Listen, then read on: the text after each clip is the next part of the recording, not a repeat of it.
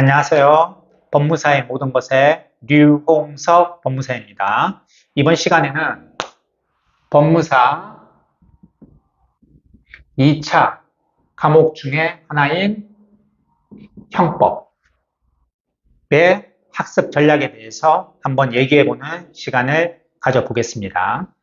여러분, 형법은 같은 시간에 있는 과목이 뭐가 있죠? 형사소송법이 있죠? 형소법. 그래서 50점, 50점입니다. 결코 간과할 수 없는, 그리고 당연히 포기할 수 없는 과목이죠. 2차에서는 포기할 수 있는 과목이 없어요. 대충 볼 수 있는 과목도 없습니다. 열심히 하셔야 되는데, 이 형법이란 과목은 크게 형법 총론과 형법 강론으로 나눠져 있습니다.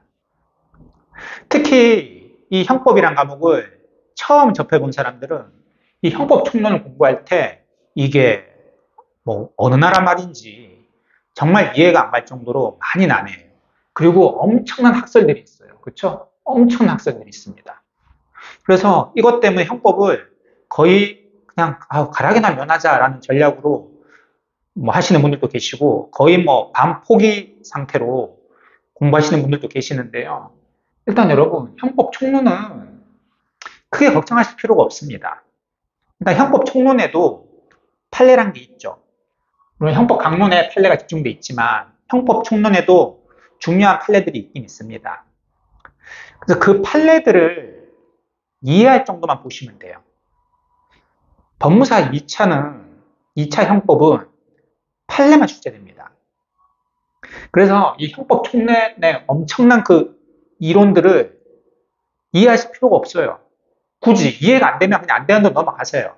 그냥 총론에 나와 있는 주요 판례 정도만, 그 정도만 이해하시면 충분합니다. 엄청난 학설들 그냥 보기 싫으면 안 보셔도 돼요. 그냥 형법 강론에서만 거의 시험에 99% 출제가 됩니다. 물론 판례만 출제되는데 형법 총론에 있는 판례보다 형법 강론에 있는 판례가 거의 99% 출제가 돼요. 그래서 함부로 이렇게 얘기할 수도 있어요. 어떻게 보면 형법 총론에서 안 나온다? 예, 이렇게 감히 얘기해도 될 정도로 형법 강론에 집중되어 있습니다. 형법 강론은 여러분들 충분히 공부할 만하죠. 공부해 보신 분들은 아시겠지만 이 총론 때문에 너무 힘들어하세요.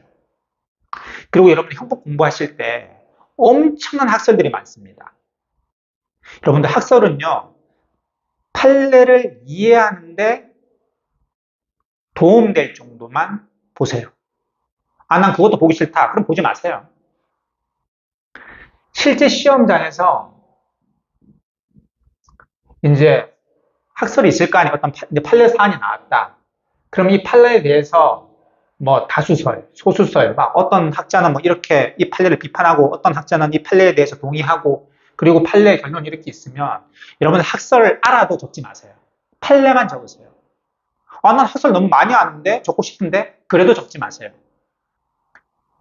근데 나 판례 적었는데 시간이 막 남아돌아. 그럴 경우는 거의 없겠지만 시간이 너무 남아돌아. 그렇다고 하시면 그러시면 적으세요.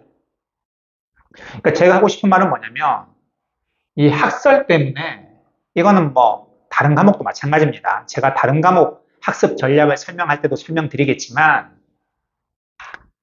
판례만 적으시면 됩니다.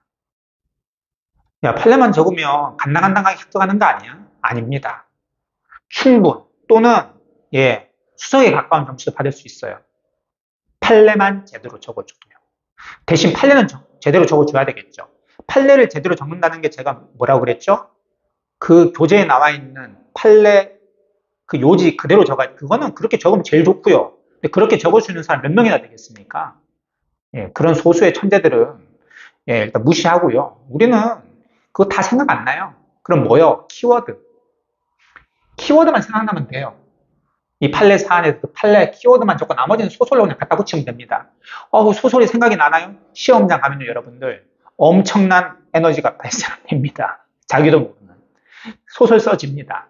그러면 채점위원들도 결국 그 키워드가 들어가 있느냐 없느냐에 따라서 채점한다 그랬죠. 이 키워드가 들어가 있으면 얘 이 판례 안 해. 그러면 점수 주는 겁니다. 그래서 형법을 공부하실 때 총론 때문에 매몰되지 마라. 스트레스 받지 마라. 그냥 소설책 읽듯이. 그리고 판례는 없고 학설만 있는 그런 이론, 그런 요점도 있거든요. 그런 쟁점. 과감하게 넘기세요. 판례가 없는 학설만 있는 쟁점은 법무사 시험에서는 절대 안 나옵니다. 물론 변호사 시험에서도 안 나와요. 그리고 법무사는 2차에만 있죠, 형법이. 그래서 아주 지역적인 판례까지는 보실 필요가 없어요.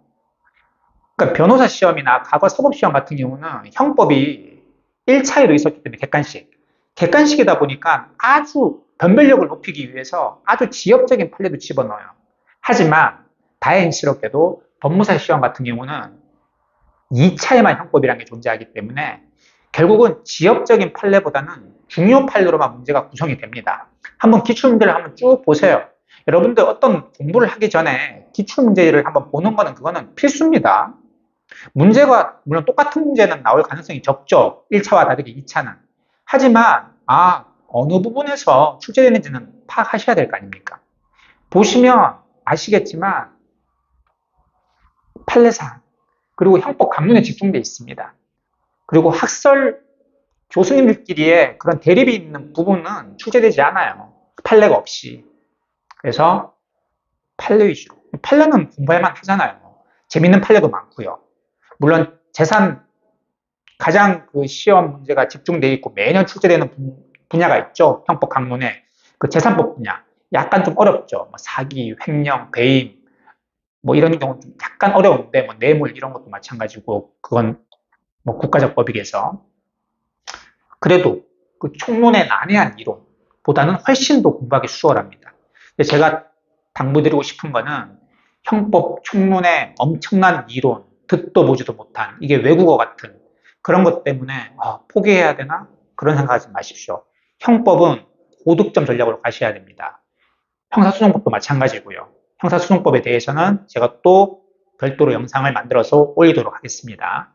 그래서 형법의 고득점을 받기 위해서는 이 엄청난 학설을 다 알아야 되는 거 아니야? 아닙니다.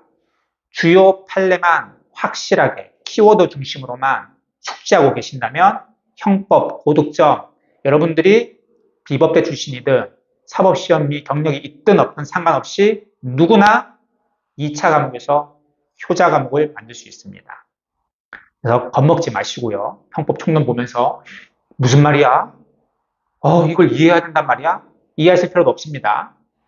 그리고 학설을 같은 걸 암기하지 마세요. 그냥 이런 판례가 있는데 학자들이 이렇게 이 판례에 대해서 얘기하네? 그렇구나. 그 정도만 하고 잊어버리세요. 답안지에 적을 필요도 없습니다. 적을 시간도 없고요. 실제 시험장에서. 예, 오늘은 법무사 2차 형법 시험의 학습 전략에 대해서 한번 살펴보는 시간을 가져봤습니다.